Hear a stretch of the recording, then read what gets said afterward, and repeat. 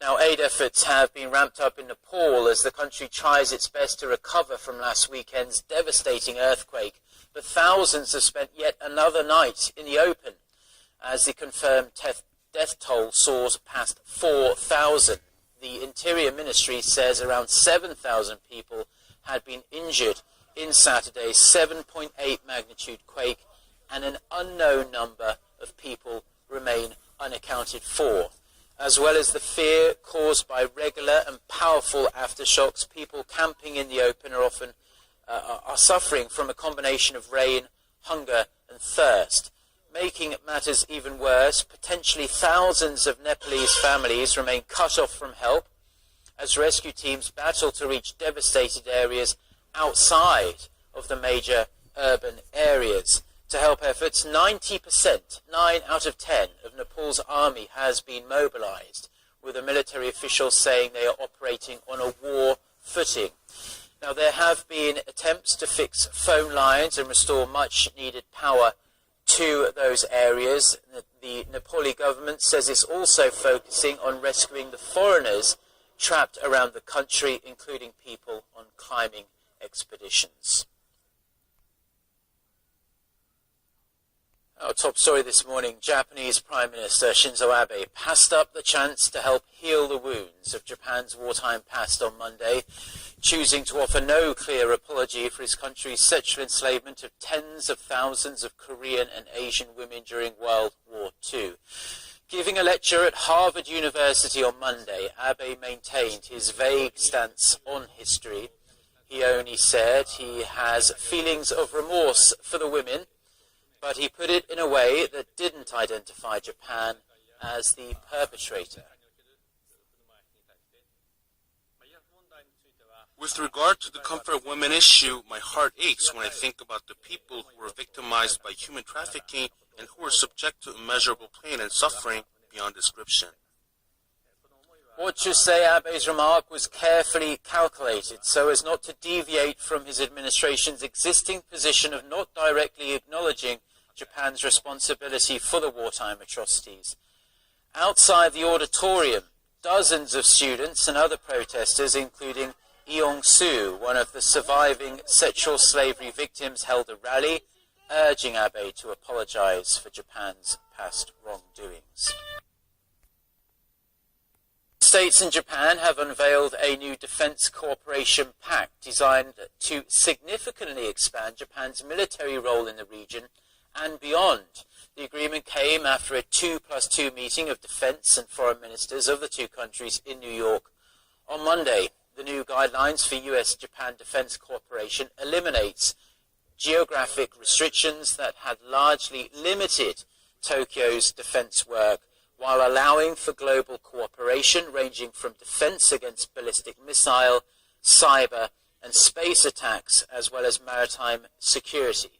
The resolution also allows Japan to exercise the right of collective self-defense, namely coming to the military aid of an ally under attack. The two countries dismissed Korea's concerns that the move is Japan's attempt to amend its pacifist constitution, saying they will act in accordance with international law.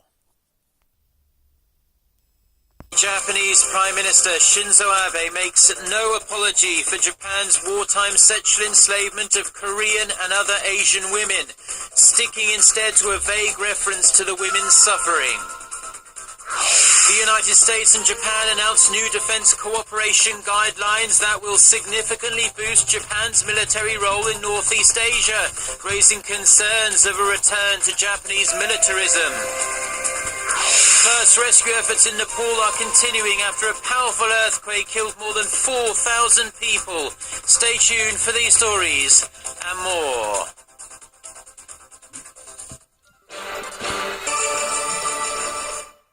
Hello to our viewers around the world. It's 6 a.m. on Tuesday, April 28th here in Seoul. Thanks ever so much for joining us.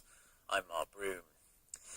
Our top story this morning, Japanese Prime Minister Shinzo Abe passed up the chance to help heal the wounds of Japan's wartime past on Monday, choosing to offer no clear apology for his country's sexual enslavement of tens of thousands of Korean and Asian women during World War II. Giving a lecture at Harvard University on Monday, Abe maintained his vague stance on history. He only said he has feelings of remorse for the women, but he put it in a way that didn't identify Japan as the perpetrator.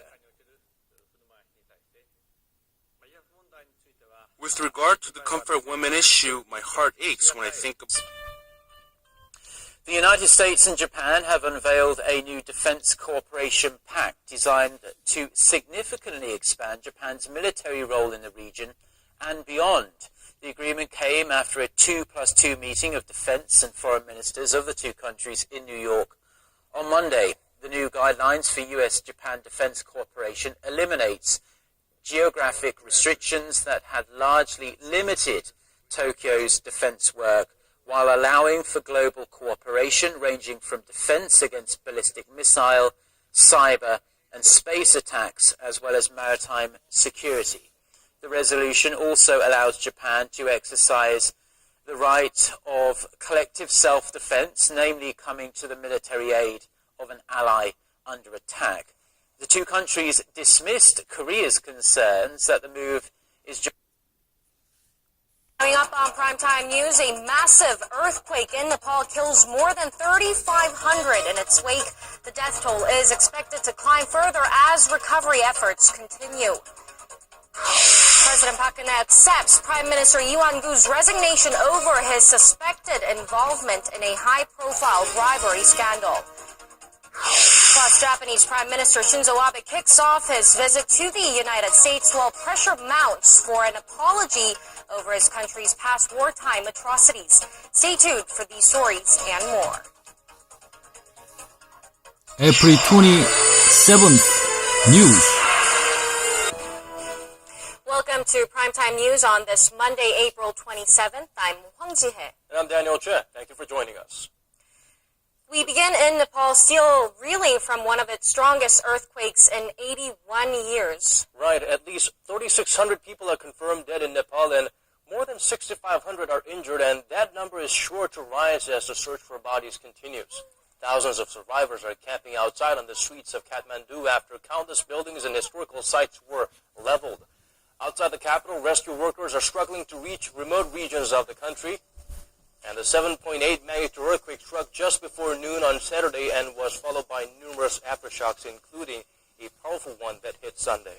The underground plate that shook Nepal also sent tremors through neighboring countries like India, China, Tibet, and Bangladesh, and reports of those affected are still coming in.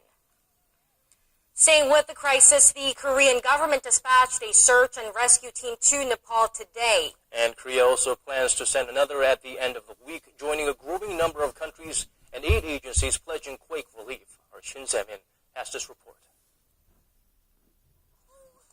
The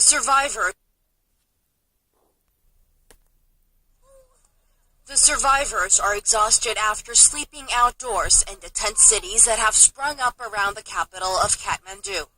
Most of them have either been displaced or are afraid their homes will collapse as strong aftershocks from the quake that struck Saturday continue to rock the nation of nearly 28 million.